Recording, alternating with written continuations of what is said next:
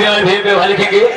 अरे हमारे बाबू राम भैया, अच्छा बाबू राम भैया देवरी के रहने वाले, बाबू राम भैया देवरी के रहने वाले, घर मालिक के लिए 100 रुपए का व्यवहार आया है, कहना क्या है। हेलो